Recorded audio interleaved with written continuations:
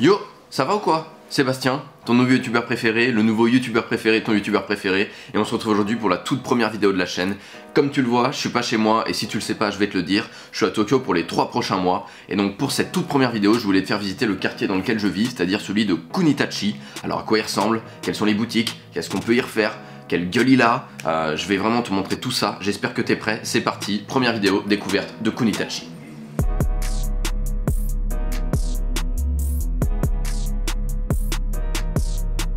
On est en direction de Kunitachi, donc derrière moi c'est l'endroit où je réside du coup pour les 3 prochains mois, qui est un dortoir mis en place par l'entreprise dans laquelle je travaille. Kunitachi, qu'est-ce que c'est? Donc c'est une petite ville, enfin je dis petite, c'est quand même une ville qui compte plus de 70 000 habitants, donc c'est quand même pas mal. C'est situé dans la préfecture de Tokyo. Et je savais que j'avais 1 heure de train pour rallier Tokyo Centre et donc l'office, parce qu'en fait cette ville elle se situe à 34 km de Tokyo. Donc c'est vous dire la taille de la préfecture de cette ville. C'est une ville qui est assez sympa, ça vit pas mal dans le centre, je vous montrerai, mais sinon après sur le reste on est quand même sur des petites rues très calmes, donc c'est fort appréciable. Donc c'est des rues très simples, hein, c'est des rues de ce type. Et donc je vais vous montrer l'avenue. L'avenue, qu'est-ce qu'il y a? C'est une avenue qui part de la gare et qui vraiment traverse toute la ville de Kunitachi.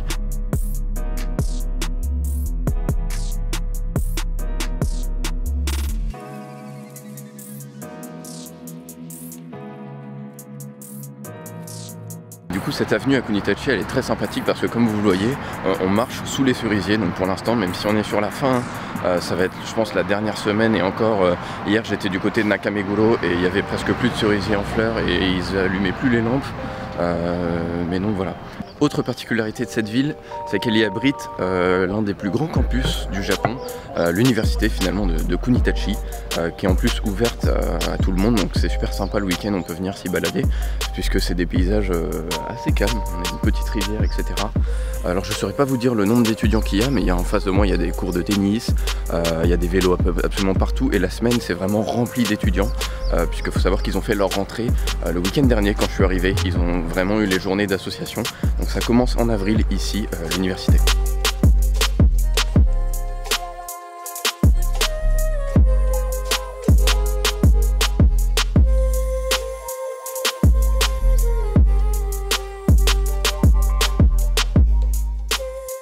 Bon, j'ai fait tomber le pull hein, parce qu'il fait super chaud aujourd'hui, il doit faire une vingtaine de degrés. Il faut savoir que le climat ici, il me dépayse pas trop de la France parce que le week-end dernier il faisait ce temps-là et après on a eu un temps complètement exécrable sur les autres jours. On a eu de la pluie lundi, la pluie mardi et après c'était gris, donc j'avais vraiment vu qu'aujourd'hui il faisait beau, donc c'était le temps pour sortir la caméra.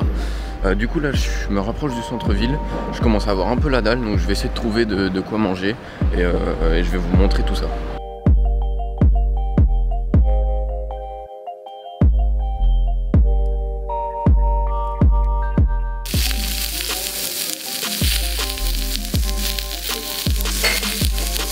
On va goûter ça du coup.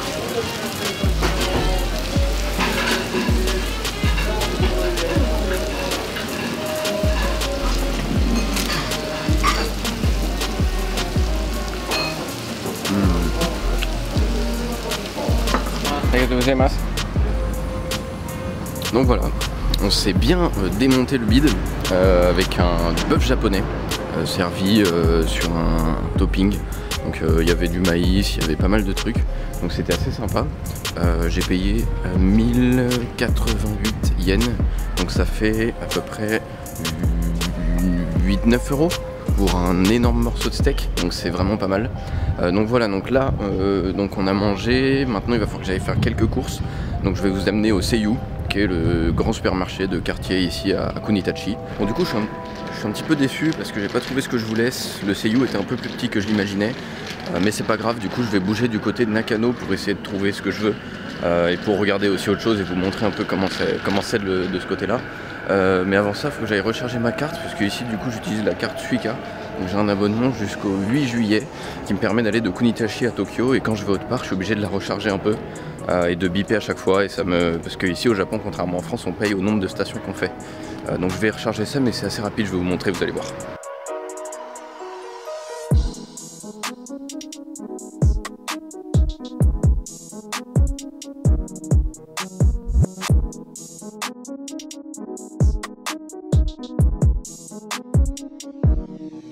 coup on a complètement changé de quartier, on est à peu près à 25 minutes de train de Kunitachi.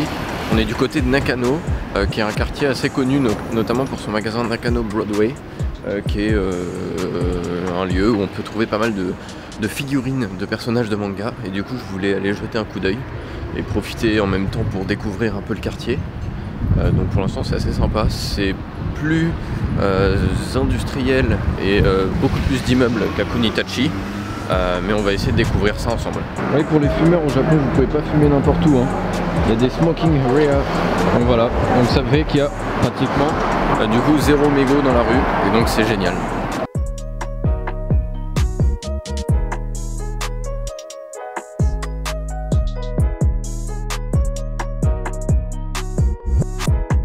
Voilà, donc c'était ça Nakano Broadway, donc c'est n'importe quoi, c'est que des petits magasins. Donc il y avait quelques magasins de figurines, mais sinon c'est vous avez des magasins où il n'y avait pas de taxes, donc vous pouvez trouver des téléphones, des appareils photo. Vous avez des magasins comme je vous avais montré où il y a de la bouffe, et la bouffe complètement farfelue. Donc voilà, donc c'est un petit marché aux puces, j'ai l'impression. Et c'est la véritable attraction du quartier de Nakano parce que c'était blindé, et c'est pour ça que j'ai pas pu vraiment filmer dedans, parce que c'était vraiment bondé de japonais et de beaucoup d'étrangers aussi. Du coup j'ai vu des français aussi, surtout pour les figurines, etc. Donc voilà les attractions ici. Donc le quartier est assez sympa, c'est beaucoup moins beau comme j'ai déjà dit de Kunitachi, donc on va retourner sagement du côté de Kunitachi. Et on est de retour sur Kunitachi, j'en ai profité pour passer par un 100 yen shop, j'avais besoin de quelques petits trucs pour l'appart. Donc voilà, c'est la fin de la vidéo, j'espère qu'elle vous a plu. Je vous ai montré un peu où je vivais et d'autres petits quartiers, donc j'espère vraiment que ça vous a plu. N'hésitez pas à lâcher un pouce bleu, à commenter, me dire ce que vous aimeriez que je fasse, ou si vous n'avez pas aimé la vidéo, ou si vous avez des choses à proposer. Franchement tout est ouvert. En attendant, je vous retrouve sans doute dimanche prochain pour une nouvelle vidéo. Donc d'ici là, portez-vous bien, la vie est courte mais elle est belle, profitez-en. Peace.